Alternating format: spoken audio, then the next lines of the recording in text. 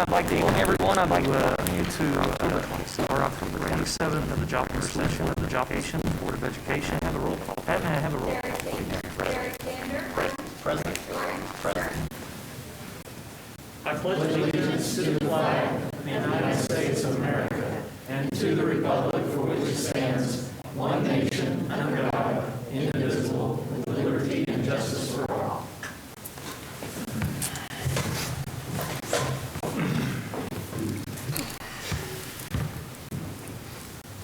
Board members, do I have, you have your agendas in front of you. Do I have a motion to approve? Thank you, Derek. Is there a second? Thank you, Derek. Is there a second? Thank you, Mike. It's been moved. Thank you, Mike. Moved and second. We approve our agenda as presented. Yes. That brings us still announcement. Dr. Shakira. Chad Greer, just a second, and I'll give you a quick little here. While we're here, we have this donation. Chad will talk to you. Chad will hear a little bit about the excitement about the Excel and what that hell and this and all that to us, and then also opportunities we saw in just to the north of John is in his economic security and that take care of, and that they so Chad a little bit about our this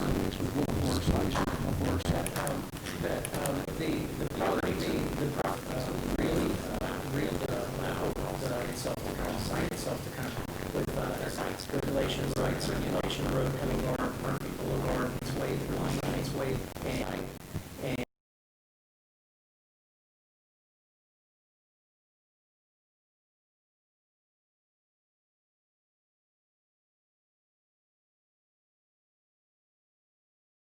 recently inducted 24 new students, increasing membership to 30 students.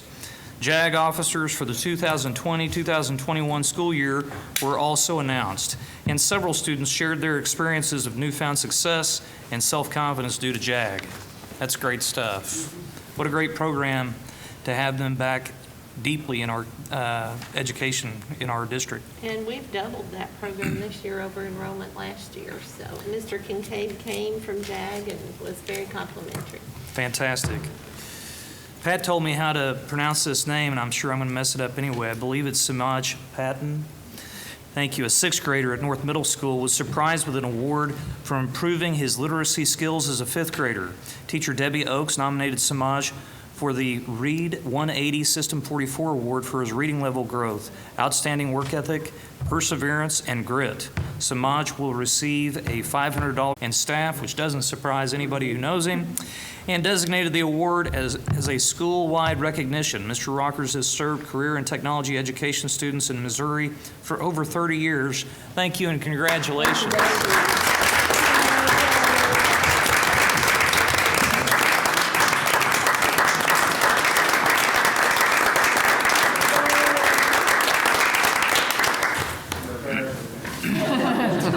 Stop embarrassing us with all the success. Well, and if you saw the news in that picture, there was quite a little orchestration of surprise for Mr. Rockers. And as he walked up, I think we all had Dave Rockers masks. And not a nicer fella. He was a little surprised. Superman. So, goals achieved. Grace Carter. This girl is doing amazing things. The 2020 graduate of Joplin High School has been awarded the Congressional Award Gold Medal.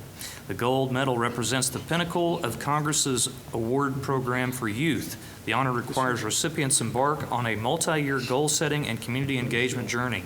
Grace served 400 volunteer hours at George Washington Carver National Park and the Joplin Public Library to satisfy her goal for community engagement, ran cross-country for fitness, and retraced the Trail of Tears in honor of her family's Cherokee heritage to complete her expedition requirement. Great job, Grace Carter.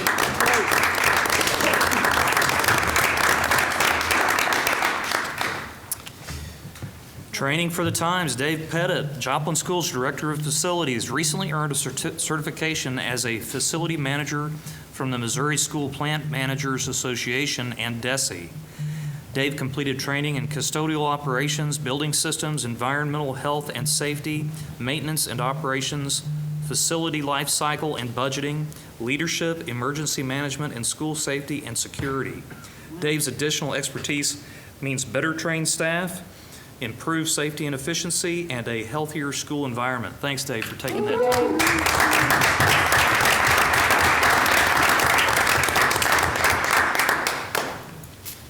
I don't think he has enough to do.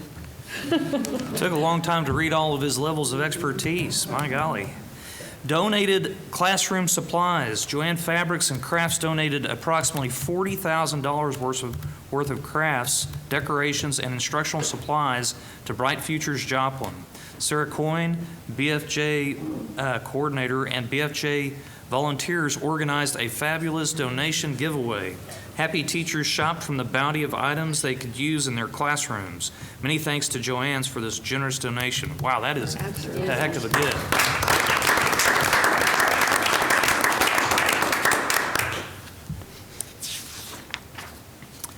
A little dirt never hurt anybody. Students at Joplin Early Childhood were not afraid to get their hands dirty to help out the Joplin Celebration Commission.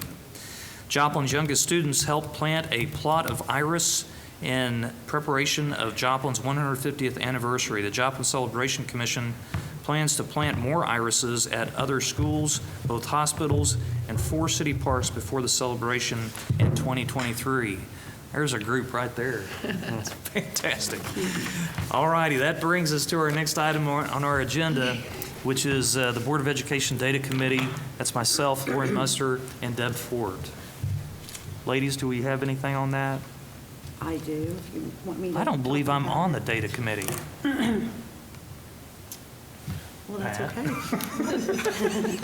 Well, we had a meeting to look at the data that we had so far from the school year, and one thing that came up was, as projected by NWEA, which is a test that we've been using, which is supposed to project how our students are going to do. It did show that our students had a greater loss in the area of math over reading from all that time they were out of school due to COVID. So were you surprised by that, Sarah? No, really talking to other districts, that's kind of been a common theme as far as our curriculum discussions. And I would say our dip was expected and Right. actually not as great as some of the other feedback that we've had kind of in our region. But I kind of would have expected it to be more in reading than in math, so that surprised me a little bit. But other things that we found out is that kindergarten is what they're focusing on. They're focusing more on phonemic awareness, using their new letters curriculum. First grade's using Dibbles again, which when I was a principal, I loved Dibbles. It's a way of evaluating our students to know what their basic early literacy skills are. And then you can really drill down and get some good quality interventions and instruction going for those kids. Map tested grades are projected based on NWEA to have 45% proficient and advanced in reading. That's pretty good. We'd like that to be a little bit higher, but we're working on that. And then math, the projected proficient and advanced in math is supposed to be, according to NWEA, about 30% in the top 2 levels. And I will say that's based on the fall assessment. So we'll have updated numbers, the data committee, when we take winter, and then we will have updated numbers when we do the final spring assessment. So they have we participated, would have been last year, in a linking study where we were able to send our data for them to link it and run it with state data to give projections. So we weren't waiting until spring to see kind of where our kids were projected to be, and we could start that early with getting an idea. So We're that's hoping kind that of goes up a little. I'm sorry? We're hoping that goes up a little, improves. Yes, Those and that, projections. just to give you comparison of last fall to this fall, reading was about 3% down and math was down about 10% comparative to last fall of where we were at. And then the last thing I wanted to talk about was just our ACT scores. It's a huge celebration for our district and for our students that are taking that. The 2020 graduates increased the ACT scores by nearly 0.5% over the year before, 2019. And just to kind of give you an example, In the top 50% of our class, which was 118 students, they scored an average of 25.2 on the ACT. The top 25% of our students scored 28.1, which is very good. Top 10% scored 31. And then the top 5%, which was 12 students, scored 32 or above. So very impressive. That's all I have. Thank you, Lori. Does anybody have any questions of Lori or Deb concerning our Board of Education Data Committee? On the NWEA, what grade levels are currently taking? Second through fifth? Second through 8, high school math, and English, we're working with that new assessment in the English department that will have updated progress in that for winter as well. I would like to commend Sarah and the team because they put together a very in-depth presentation for us. The one thing that I left with was our percentage of incoming kindergartners who can't recite the ABCs. Yeah. That was a shock to me because I thought everybody's saying the ABCs with their children. So good opportunity for our early childhood programs. Right. To help those students be prepared. And to give some background in that, our kindergarten teachers last fall started conversations of really wanting to have useful information that they could hit the ground running with. So we had those conversations before all COVID hit in our last meeting in February. We really had kind of fine-tuned what that was. And so I am glad to see Head Start here tonight because that's kind of our next step is we kind of have some baseline information, but then starting to work with Head Start, early childhood. Kindergarten really wants to bridge the preschool in the community with the classroom, incoming kindergarten, and start to bridge those gaps as we kind of move forward. So we've had some great work at the primary level, which you'll see a lot of things in the curriculum world at the primary level with the letters work, phonemic awareness, getting back into the dibbles, because we're really trying to build that foundation as we move students up, while we've got successes of Read 180 and System 44 for our kids who are currently struggling. So Yeah, lots of good stuff heading in the right direction. And that, you know, that things just as simple as that alphabet song, I mean, that is still, it's building a foundation for these kids for reading to learn their letters, so it is important. Nursery even though people don't rhymes. think about it. Teaching kids how to rhyme, all of that plays into phonemic awareness as you're building towards that alphabetic principle. So, Very good. Is that That's good presentation information. something you can share? yeah, absolutely. Thank you. Thank you for that report. That brings us to our Safety and Security Committee. That again is Lori and then Derek Gander and Jeff Coke. Does anybody have a report for that group? I can Do you want to share go, Jeff? the main points. There's a new student management software that we have been piloting in McKinley, and to identify where do students, when do they leave the classroom, where do they go, do they pick them up, and it includes even giving a parent or guardian a card to check them out, to make sure that we're not just saying, I want that kid right there or that one, that they actually are on the list, the checkout list. So we piloted that. We had hoped that the CARES Act would allow us to get that everywhere. I'm sorry, that wasn't the CARES Act. It was another grant. It was another It was a grant. different grant. It was a grant, but COPS grant. Okay, yeah, but it didn't, it wasn't successful, so the next option is to fund it ourselves, but those cards that every parent, guardian would have to pick up is something that they could offset the cost by advertising on. So when parents come to sit, they're looking at their card, they've got it right there, and it might be an opportunity to help offset some recurring costs that we haven't had before. And then the second thing was the safety committee that was established by the staff. To help improve workman's comp. Yep. To help reduce the mod rate, and some goals set, and something that typically you focus on and then you sustain, and we're going to start the focus again. And then we had that safety audit too. Yep. And I think we had, Eric, did you have something to put up for the safety audit? No? For the safety audit? Yeah, the No. list of the, Well, we are, Project. the focus on Dave Pettit and I, starting tomorrow, we have 4 schools.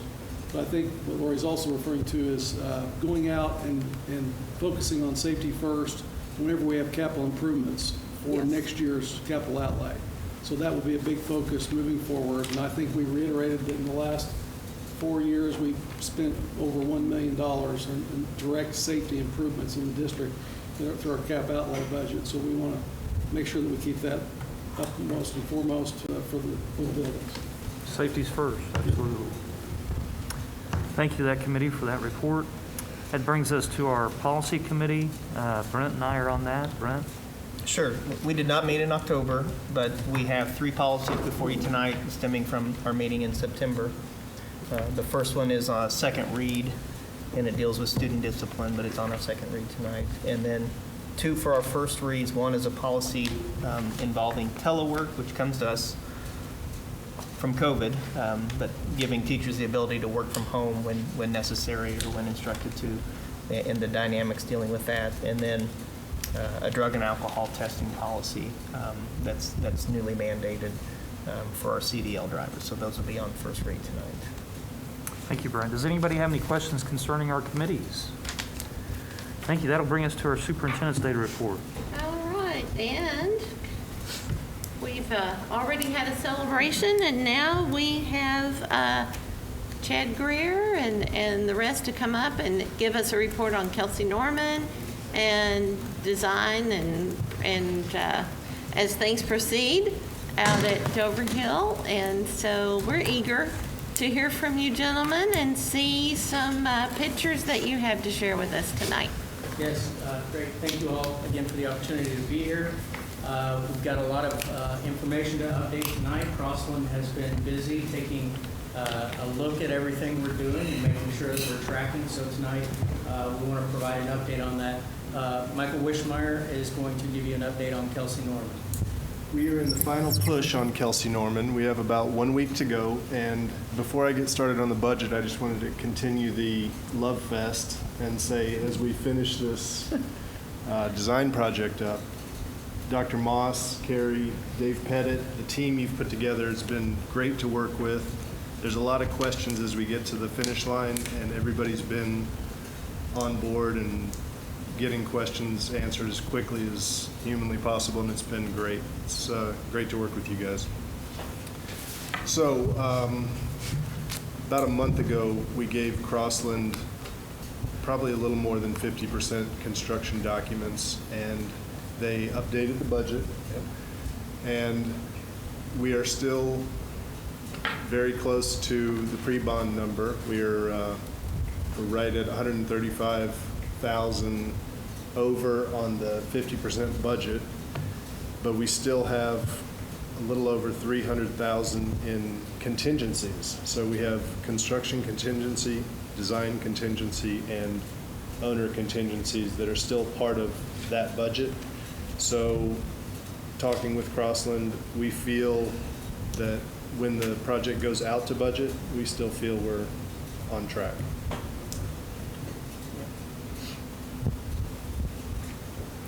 So the schedule, we are planning to have final drawings to Crossland on November 2nd, and we've been coordinating with them, so they're going to be ready to go out to bid on the 2nd. Bids will come back on December 8th, and we'll find out where the budget actually stands, and if any back and forth needs to happen then, we'll deal with it. And then construction starting in right away. So we want to try to beat the winter weather. And everybody thinks this is winter weather right now. It really doesn't get to winter until January, February. So we're going to try to beat that time frame, get earthwork going, concrete in the ground, get structure heading upwards, and then hopefully get mostly in the dry by the time the bad weather hits. So that's the plan. Any questions on Kelsey Norman? Great. We'll jump into the new elementary school at Dover Hill. And really, the numbers shown on the previous slide were representative of what we call 50% construction documents. Those are much more detailed plans. At this point, we sent Crossland a 50% design development, which is still in the kind of early phases of the project. although we've advanced from schematic design to design development, there's more information that we're able to provide Crossland, but it doesn't yet have all the detailed information like you would typically see in a construction document phase.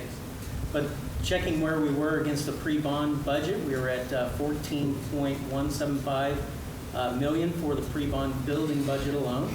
Crossland's 50% DD budget, we're at, right now we're currently at about 172,000 over, which roughly equates to about 1.2%. So right now there's some things that we're exploring and looking at to try to kind of tighten that up a little bit as we move forward, but we feel like at this point that given the program, the square footage, and the nature of the building, that we're on target with the building.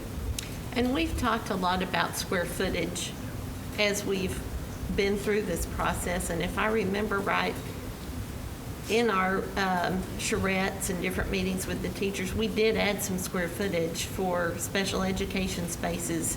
That's right. In particular. And after looking at this and knowing that we're 1.2% over our target right now, we did not, though, see that we could go back and reduce that square footage from our meetings. So we've also got some extra square footage in this than we had during the pre-bond building budget. So, That's right. Yeah. Thank you, Fred.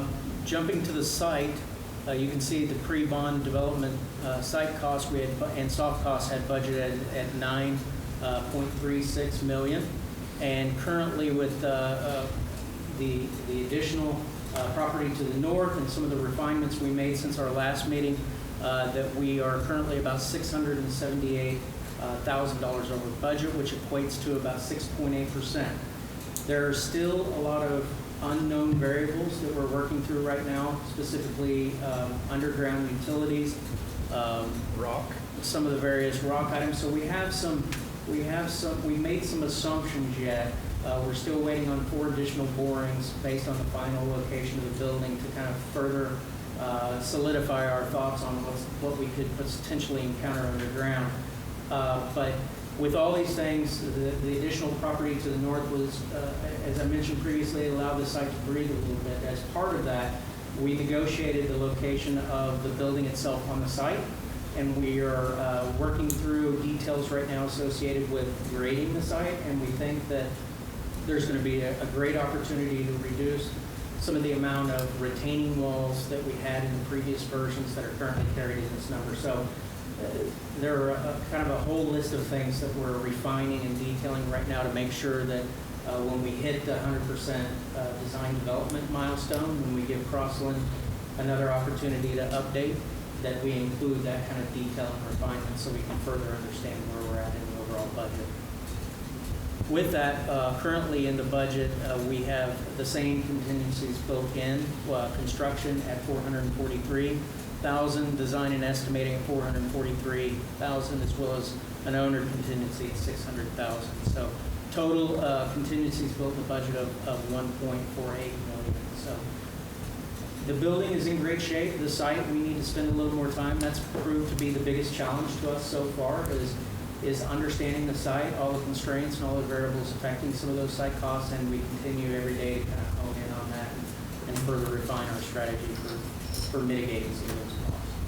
Other notable numbers is rock allowance is $650,000. So if you look up there and see the site at 678, $650,000 is an allowance for just rock. So that's something we're looking into very hard. Is the 1.4 contingency what's left after the overage? No, So the overage hasn't been- That's built in. Yeah. Okay. Okay. Any questions on the budget update?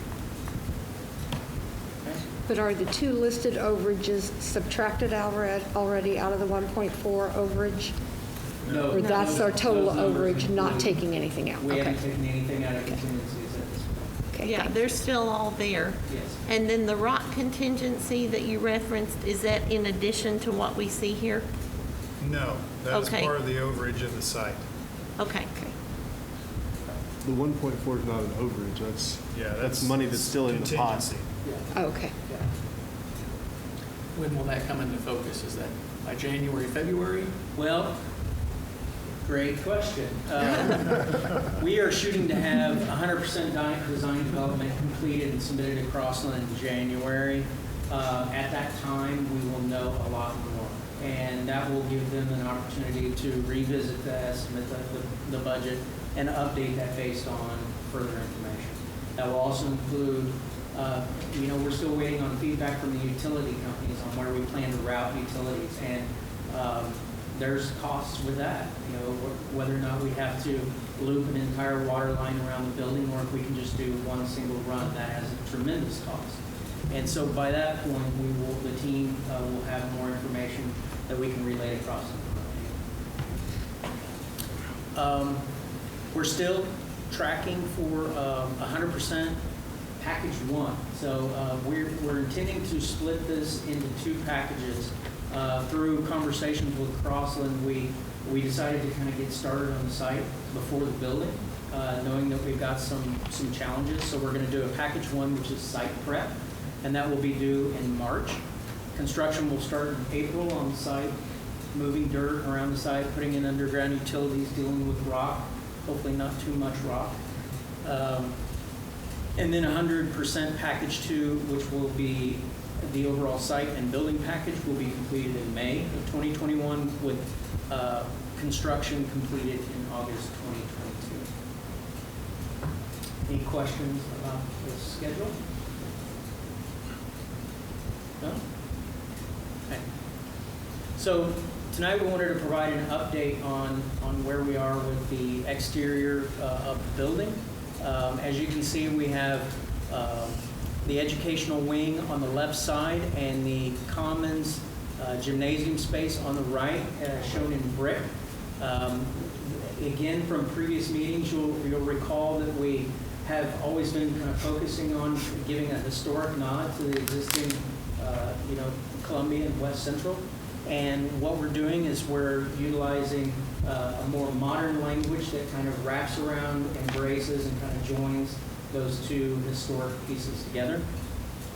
From the previous version, you will note that there is a slightly different, don't know why. Eric, would you mind advancing that for me one? I just changed it to this, I think. But Oh, okay. So you'll recall that the previous entry canopy was slightly different, and based on the development of the site and the parent drop-off area, we've created more of an overhang across the front of the building that will allow students to get out of the car quickly, get under cover during inclement weather days, and get into the building safely. So a little bit different look for the front of the building. Here pictured, this is a view from the northwest looking at the front of the building, and you'll see on the right side is the cafeteria and common space, and then beyond that on the right is the gymnasium with the main entry centered and the learning parks and learning wing on the far end or left side of the screen. A view of the back of the building, and you'll see the stair tower is kind of a prominent feature there. We think there's going to be a fantastic view from that stair, being able to see all the way downtown. A lot of opportunity for lighting and color in that stairwell. And then, you can't really see it too well, but what we're calling the 5th grade balcony, the learning pod on the 2nd floor for the 5th grade class has a little bit of an outdoor space. And we're going to use that as an opportunity to put some color on that facade, some red, and incorporate some metal panel on there just to make it kind of read a little differently than the overall facade. So this would be the view from the southwest looking to or southeast looking to the northwest. Any questions? Or comments? It'd be nice. Are those Like it, balconies? don't Are those like kind it. of balconies up there? Or? Yeah, those will be balconies. So discuss student safety and balconies. Yeah, so we're going to have, there's going to be a lot of focus on student safety and security. One of the things I didn't mention in the previous slide, on the ground floor, you will see over on the learning part in the middle section, we're going to have doors that kind of open up and let those kind of collaborative spaces open to the outside, bring some fresh air in. But as part of that, we know that when we open a school up to the outside, that we have to consider the safety and security of those students. So we're looking at building kind of a decorative screen wall to allow a little bit of outdoor usage of that space while providing safety. Relative to the balconies, we are going to exceed the IDC requirements for rail heights and things like that to ensure that we have adequate protection in place for those students using the space. But that's one of the reasons why we're considering it fifth grade balcony and not for the younger students. We look at it to be one of those things that it's kind of a special thing for the older students who will be here for the last year of school.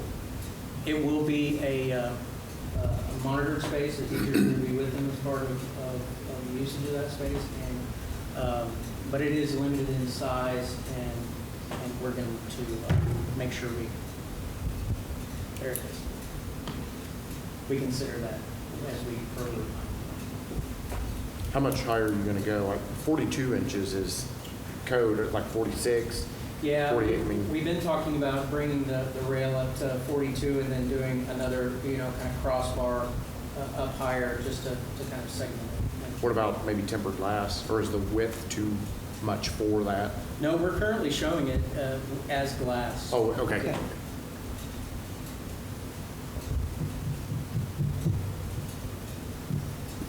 A lot of details still to work out, where the team is moving ahead at great speeds, and we've been having a lot of meetings where we're starting to get into details of kitchen equipment and AV.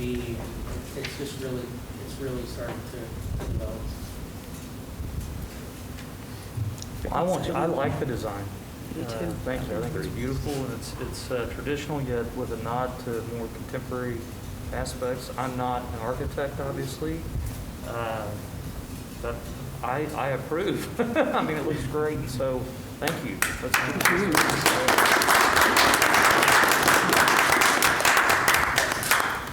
Any other questions? No? Thank you very much. Thank you, Chad. Thank you, Chad. Thanks, everybody, for being here. They look better on screen than they do on the sheet of paper. Oh, my God. Here before long, we're going to have 3D goggles. You can look at it and do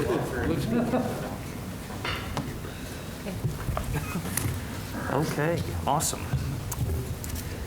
So where does that bring us? We're at health. We're at health insurance. We're still with you, Doctor. Yes, we've got health insurance and dental care insurance reports, Dr. Langford. And I see Shelley has joined us. Shelley takes care of all the health. Okay, so on the health and dental plan this month, we have just passed the first quarter of the year, and we've spent $1.7 million of our budgeted $7.4 million, which is around 23.4%. So we're kind of right on track there. We have seen a few high dollar claims that are starting to come through, so a few of them hit this month, and we'll have a few more that'll hit in October that we'll see. But overall, I kind of went back and compared to last year at this time, and we'd had a really big high dollar claim. So last year at this time, we'd spent $2.7 million. So at least we're a little bit better this year. So that's good. The actual health care section was just pretty normal. Like I said, a few high dollar claims, but it wasn't anything out of the ordinary. And I mentioned last month on the dental side that we hadn't captured one of the invoices, so that we were going to see 2 invoices this month. You will notice that we had only spent, I think it was $45,000, and we did get a rebate from MetLife on dental due to everything kind of shutting down during the months of April and May, and they gave us a rebate back, so that was a nice boost to our dental fund. We'll be happy to answer any questions you may have. Good job. And then we've got financial statements, Dr. Langford.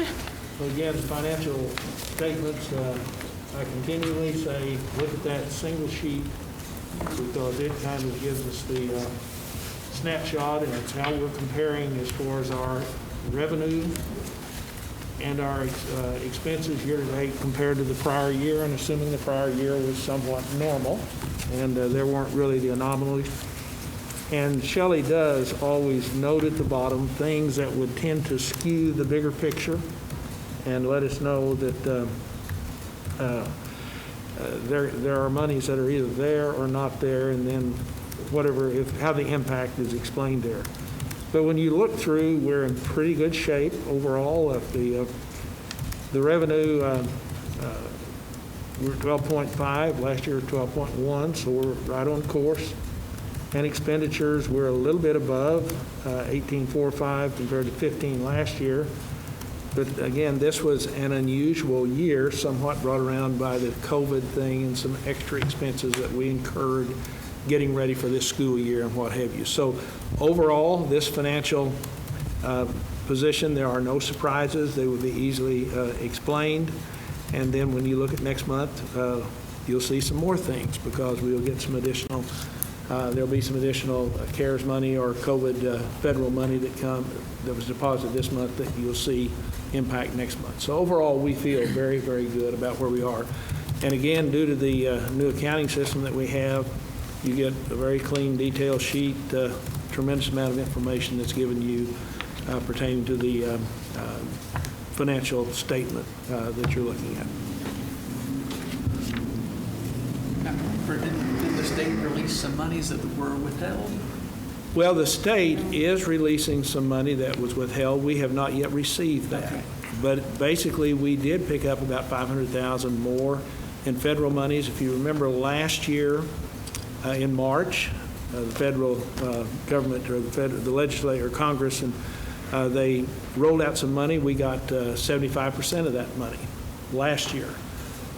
We didn't get it all this year or until this year because the non-public schools were entitled, based upon federal determination, for some of that money to be spent on them. So we couldn't drain it all down, but we did get our remaining nearly $400,000.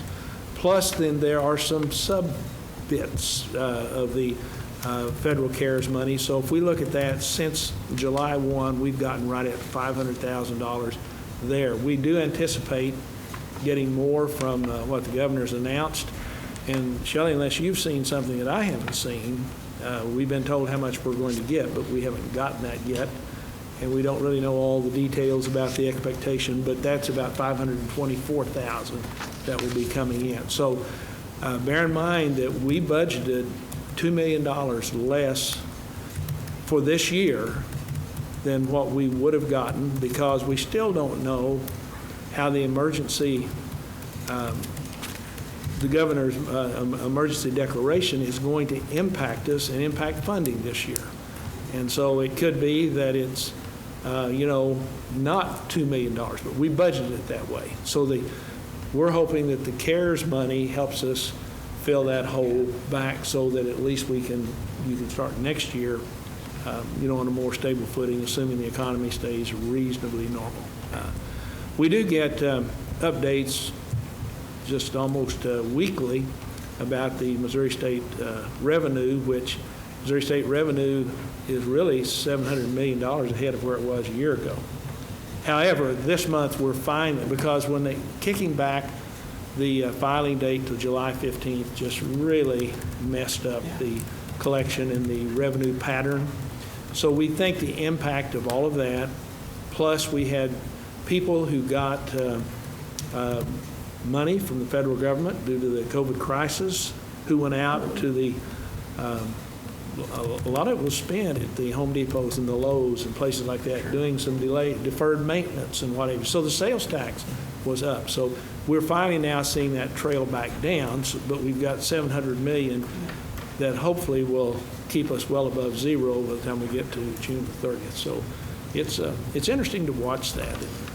We track it pretty closely. Thank you. Thank you, Dr. Langford. Does anybody have any questions concerning our financial statements? That brings us to public comments. I don't believe we have any. Thank you, Pat. That brings us to our consent agenda. Do I have a motion? So, go ahead. Motion to approve. I'll second. Thank you, Mike. Thank you, Derek. It's been moved and seconded that we approve our consent agenda as presented. Please vote. Yes. Yes. Yes. Yes. Yes. Yes. Yes, thank you. That brings us to our regular agenda and our accounts payable. Dr. Langford. Again, you have the accounts payable. You see the breakdown of, on that, the amount of money. We're showing $10 million expended in October. If you look at a year ago, this is considerably higher, but if you look tonight, it's the 27th of October. Last year, it was the 22nd of October. Payroll, when it's charged to this, all of that affects this quite a bit. So I always go back and say, okay, what did the balance sheet just look at? Now, these numbers are not in the balance sheet. They will be next month. We believe that we're on target. If you look at these expenditures that are listed out, the checks and payments that will be made, a great deal of this has to do with payroll, retirement, health fund. A lot of things are in there as well. So we would recommend to the board that you approve the bill list as has been provided. Some of the bills were paid October the 13th. Those are those routine bill payments, water bills, things like that that come in. And then we have some subsequent ones you'd be proving tonight, but it's all listed there for you. Motion to approve to pay our bills. Thank you, Mike. Second. Thank you, Derek. It's been moved and seconded that we approve payment of our bills. Any discussion? Please vote. Yes. Yes. Yes. Yes. Yes. Yes. Yes.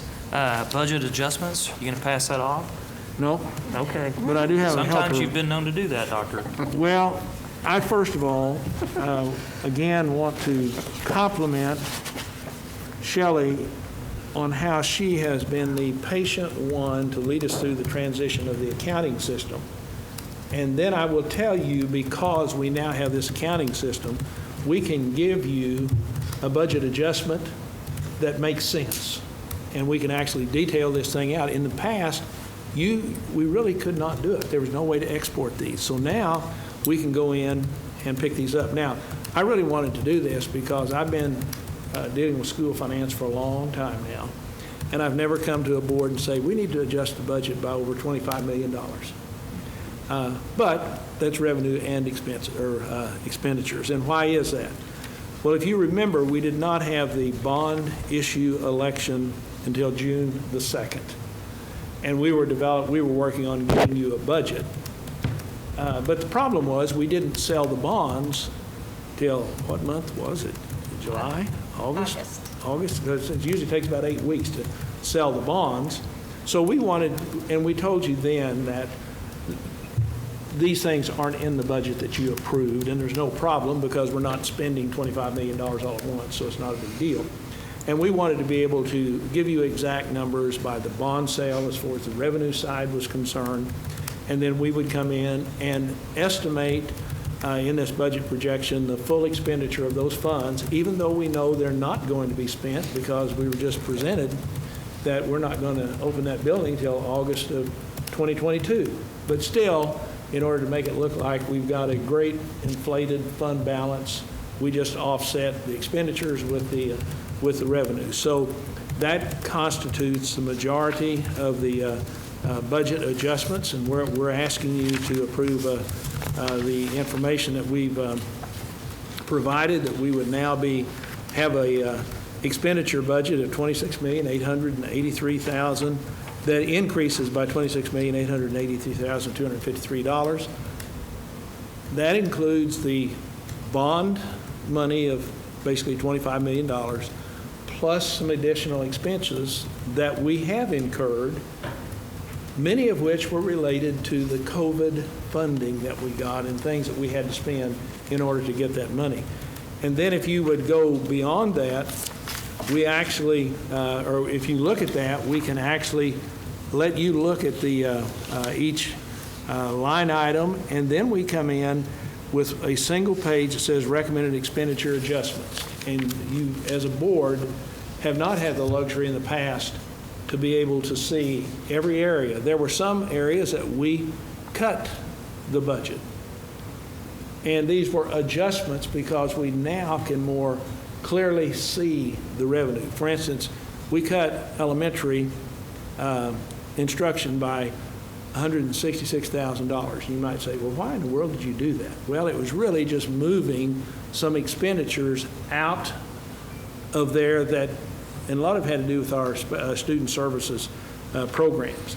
And we also increased some things. So you now have a complete listing of everything that makes up that $26 million increase. You've not been able to have that before. So it is with the revenue, that we can show you the revenue increases, and you can take a look at that, and you will see a printed sheet. You can look at that and see this is where the new money is coming from.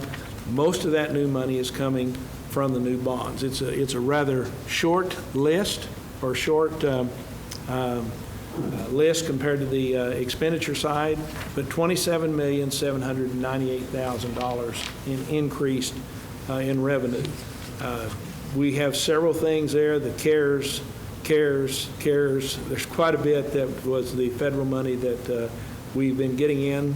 We'll have more of that will be coming in that's not reflected in these numbers even this year. So as far as the bond sale, and then there were some premiums on the bonds, all of those things make that up. Overall, we are going to see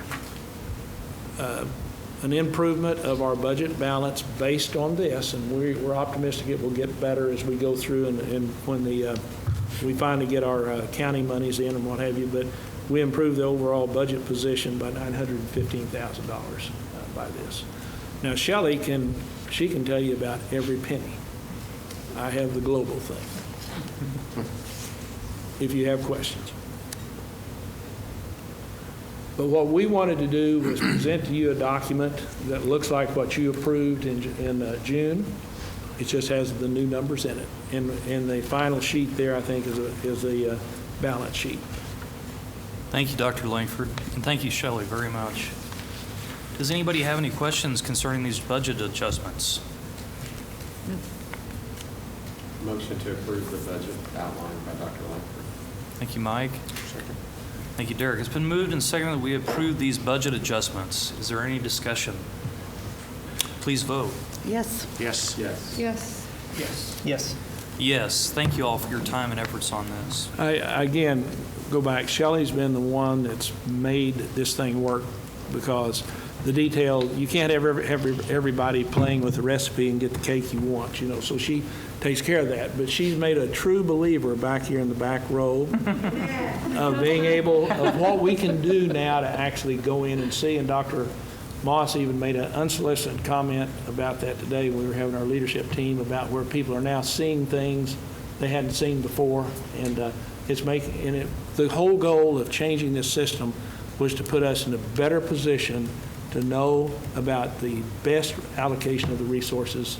And if you don't know what resources you have, you can't do a very good job. Pretty tough to do, isn't it? Thank you all very much. That moves us to item G3, our plasma laser torch system and clean environment. Ms. Mwangi? Doesn't that sound fun? It does. I will have Dave come join me as this relates to our Franklin Tech program, that he can explain the action item before you with plasma laser torch system. Yes, this is it's a clean room system. It's all enclosed in a box. It's going to be in our manufacturing lab. It will duplicate what a manufacturer will use a $600,000 piece of equipment to do. Uses compressed air and an electric arc through a small orifice to cut up to, I think, 7/8 inch thick steel. It can also etch, which is a laser-like feature of it. It can etch metal about 1/4 of an inch deep. And so from our advisory committees, this is in our new manufacturing program that was new last year. This is the first year we're eligible for enhancement funding, and the $70,000, about 75% of it will come from DESE enhancement funds. So, and then the rest of it comes from our Franklin Tech budget, our local match. Thank you. I always feel like Franklin Tech does a great job of keeping up with their opportunities, and this seems to be one of those. Does anybody have any questions for Dave or anybody concerning this purchase? I make a motion, we approve the purchase as recommended. Thank you, Jeff. Thank you, Derek. It's been moved and seconded that we approve the purchase of the plasma laser torch system and clean environment. Please vote. Yes. Yes. Yes. Yes. Yes. Yes. Yes. That brings us to Soaring Heights Elementary Chromebooks. Thank you for being here tonight. And good job going after that enhancement grant money. Exactly. Absolutely. I will say before I talk about this that I did a payment request today, and with Sysvan, it saved me hours and hours and hours of time from what I did last year. So yes, I am a believer. Shelley ran a report and had it emailed to me, and an hour later it was done, and that was with me sitting down going over it step by step with Megan so that she could learn how to do it too. So I am a believer in the new program. It's wonderful. So Soaring Heights is wanting to use their title funds to purchase 150 Chromebooks and cards to improve their student-to-device ratio and also to supplement their aging devices that they have now. So we would ask that the board approve the purchase of Chromebooks for Soaring Heights for $33,300. Thank you, Sandra. Does anybody have any questions concerning this request?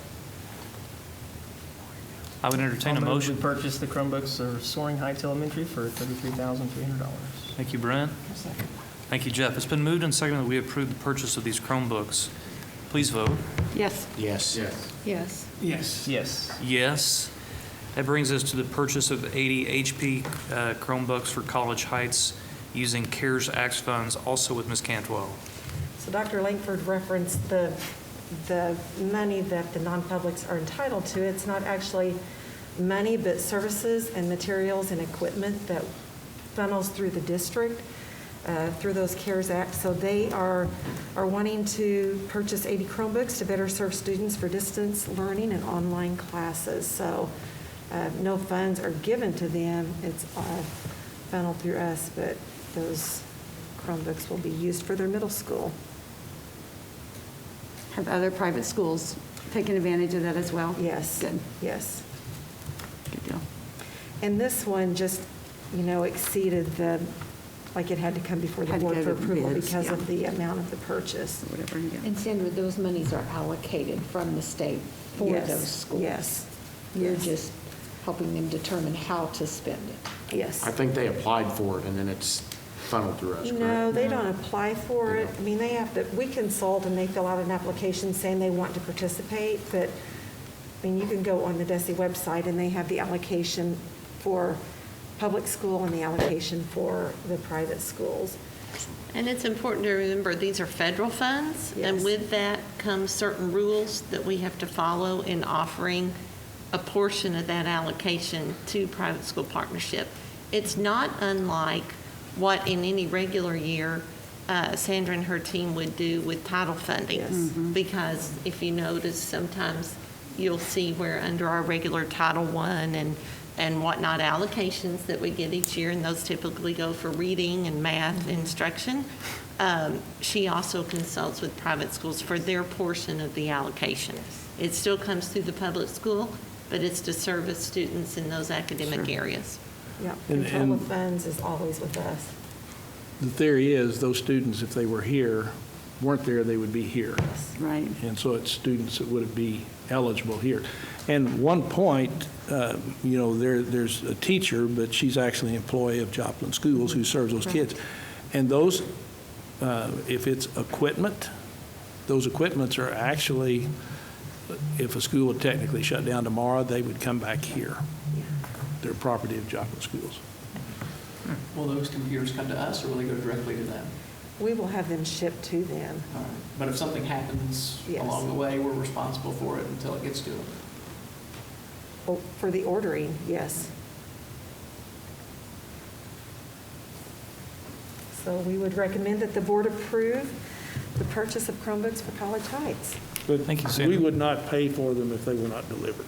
So Right, right. if something happened to them in delivery, that's not Or our if they problem. short That's- one, anything like that, we get caught in the middle. Well, and anytime they make a purchase and it's shipped to them, once they have received the purchase, they have to report back to us that it's all there, and then we have to go into Sysvan and mark that it's as That- received. Yeah, And then they also should be providing us an inventory. yes. Well, if it's for a certain. Certain amount, yes. Just like we have to do for our items that we purchase with federal dollars, they also have to do that. And Sandra, just to clarify for the public, or anybody that's listening, because I know I saw some stuff today that Lowe put something out, and there was a lot of people mad because it's religion, and can you explain just a little bit of that, so anybody that's watching, they understand that it's not Separation. separation of church and state? No, I mean. Or, I mean, it is, it's how the funds are allocated. If you go back to this particular program, its origin was the same thing that Head Start was, Elementary and Secondary Education Act of 1965. And the whole idea, and there are actually some pretty stringent requirements that go with that, for instance, if, it used to be sometimes if we were going to send a teacher from a school district to their building, you had to make sure that there were not religious Symbols. And it's still relics, that things. way. There's a lot of effort to separate religion and education. The whole intent of this is that educational service is providing that student who otherwise would be coming to Joplin. Right. And it is not just money given to them to promote religious activity. Actually, there's prohibition against that. And I did research a little bit when I saw it, because of course, I was like, oh. But I just want to make sure that anybody that's watching, or they understand that it is separated and there was regulations. And I went with Sandra last year out to one of the non-public parochial schools, and actually they made it a point to tell you, this is the room in which this service is provided, and there are no religious relics or, statues, symbols, or anything in there. It's a room that's just an educational room. Just a flash. And another thing with anything that we purchase, it can't be permanent. For example, with the CARES Act, one of the non-publics wanted to run a short water line so they could buy a washer and dryer to do their cleaning for their rags and things. Right. But they couldn't, because that water line, even though it was from a short distance, they couldn't do that because it was permanent. And if they shut down tomorrow, we couldn't take that back. So we have to be the gatekeeper for those kinds of things. I think there are just some people that don't understand how it is. Like I said, I had to research it as well, so I even called Jeff to make sure what I was looking at was correct. Missouri had a Supreme Court case in 2017 that was about playground equipment at a parochial school, that the Supreme Court upheld it. That they have It's to similar allow. to fire and ambulance service. You don't withhold those because it happens to be a religious setting. Yeah. Well, it's equitable services, and that is the whole And just to purpose wrap for up it. some trivia, it's the 55th anniversary, November the 8th of the 1965 Act. Oh, wow, it sure I know is. that because my program is funded through it, and we're having a celebration. And I was born that So year. 55 years, happy birthday. Rub it in. I would move that we approve the purchase of 80 Chromebooks for College Heights using the CARES Act funds. I'll second that motion. Thank you, Brent. Thank you, Derek. It's been moved and seconded that we approve this purchase. Please vote. Yes. Yes. Yes. Yes. Yes. Yes. Yes. Thank you, Ms. Cantwell. That brings us to our policy update for first reading. Dr. Moss. Yes, and you have the two policies before you that Mr. Jordan described earlier in our meeting. One being the new policy addressing telework, and the other one to implement new requirements for reporting drug and alcohol violation of drivers with CDL to a national clearinghouse. Administration recommends you approve first reading of the policies as presented. Do I have a motion to approve policies for first reading? Thank you, Mike. I'll second. Thank you, Derek. It's been moved and seconded that we approve these policies for first reading. Is there any discussion? Please vote. Yes. Yes. Yes. Yes. Yes. Yes. Yes. Thank you, team. That brings us to plus deltas. Dr. Moss. Well, I actually wrote a couple of pluses down as we were going through. One, the terrific partnership that was exhibited tonight and the donation of that land just to the north, and how that's going to enhance our building site for Dover. And then also those ACT scores, our graduate ACT scores, if you remember, they went up last spring, or the spring before last, and now they're up again. And so I think sometimes we fly past that a little too quickly because our graduates are already well on their way by the time we get those scores reported. But seeing those numbers and seeing the large number of students that perform so very well, I just can't say enough good about that ultimate outcome.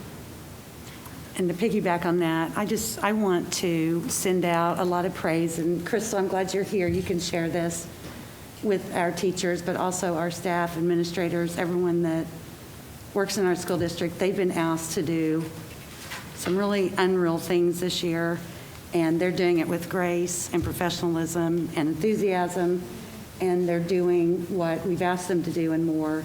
And I just don't think we've given them enough praise and recognition for that. So thank you, teachers, staff, administrators, everyone that's working to help our kids. I would like to second that because I feel like we don't give you guys enough credit. And I've been reading some positive comments about parent-teacher conferences by video and how well they went and why haven't we been doing this before. But then I would like to thank Dr. Langford and Shelley and the finance team because those budget reports are so much easier to read than what they used to be. So I really appreciate that. I have one. Yes. Our football team ended the regular season 5-4 up until district playoffs. So they had a winning record. They had an up and down year, but good team, solid team. And so now they're 6-4 because they have a forfeit from Friday night because we just learned that Rockhurst is not going to be able to play us. No. So we don't have to go to Kansas City to get our win. Okay, I hadn't heard that. So and it's the first time we beat Rockhurst. I started to say, have we ever beat Rockhurst? Woo! Go Eagles! So congratulations to Coach Jasper. Yay. Live to fight another week. Yes. Carrie, was that because of their COVID numbers? Yeah, and they really didn't have, the first message I got was that they didn't have that many cases, but they were quarantining everybody. They have 212 on their football team, which is not unusual for them. No, it's not. And and I think they were going back and forth, concerned about the negative test, and that's about the information we got all the way up until the last 30 minutes. I just got approval on the phone that it's official, so. But I also heard late this afternoon from people that I know outside the district that heard it on Kansas City television. So it was the talking Kansas City. And now it's final, so. Wow. Awesome. So we're 1-0 in district now? We're 1-0 district. So I want to reiterate some thanks to and congratulations to our architectural group because I know, and maybe all of us know here, they've gone through several iterations of the new school that will be built on Dover Hill. And what we saw tonight didn't just happen overnight. I mean, it's been quite a bit of effort. We all want a design that the community will support, and that's not always an easy thing to accomplish. And I think that we're headed towards something that we can all really get behind and excited about. And for that, I'm truly grateful, and grateful for everybody's input. The administration's been very active in that, and I appreciate that. So it's a really big deal. We worked really hard to get here. I think for most of us, we're just kind of sitting around with bated breath, like, let's put shovels in the ground, and when's this thing going to start coming up, and we're going to actually see something.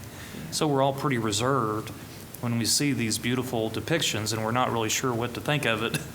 But I do want us to celebrate it as we go, because the journey's, is a big part of the battle. So I thought that it's really neat looking, and I'm very pleased with it, and appreciate the attempt to have it resemble the schools that it's replacing, but it has its own independent appearance as well, which I think is very, very important and reflects the year 2020 as opposed to 1920. So. But it did have some characteristics of some of the older buildings. I really enjoyed seeing those drawings. Yeah, I thought it's a beautiful building, one that we can really be proud of, I think. The limestone, or what looks to be limestone at the top. It's pretty building. Well, and I would go a step farther with that plus is the transparency that is occurring in the CMR process with having Chad and our construction company, Crossland, represented as we look at every costing and design phase, because we know we haven't arrived at the final figure, but we want to be as transparent with the board as we can through that whole process. So when we are over in this stage, of the process, we want to communicate that. And then looking forward to contingencies and what other things we can do within the site plan and design. And I believe that this donation of land is the district will recognize savings, we hope, of $1 million or more. Is that a fair statement? I want to be careful. We've already realized that in knowing that we had that property going into this last reiteration. So this is a really big deal. This gift is a huge deal, and it means a lot to all of us who are taxpayers in this community. And so again, we thank their gift and how generous they were about it. So, kudos. One last plus from me is Pat Waldo. The brains and the brawn behind all this. Yeah. The silent partner who makes this all happen. And takes care of us. Yes, and takes care of And us. really runs the show. Absolutely, Yeah, fantastic. we know who really runs it. I might just add, I mean, there's obviously a lot of things we need to be thankful for and grateful for. I would be remiss if I didn't mention that I have a delta, and that is that I'm disappointed that we haven't discussed tonight. There's no conversation or no item updating how we're going to get our high school kids back in school full days. And, I was led to believe we were going to have regular conversations about this, and I hope that we can be as thorough in getting them back into school as we were getting them out of school. And so I'd like to see those conversations and continue. I agree. We definitely want to find ways to get everybody back every day. I think that we all have that common goal. There's some new information out there, there's good information out there, and we need to be talking about it as a board and moving forward. So Let's work on getting it on the agenda. Anything else? I'd entertain a motion to adjourn. Can we adjourn? I'll second that motion. Thank you, Jeff. Thank you, Derek. It's been moved and seconded that we adjourn. Please vote. Yes. Yes. Mike? Yes. Oh, yes. Yes. He's already out the door. yes. Yes. Mike's gone. He's voting by action.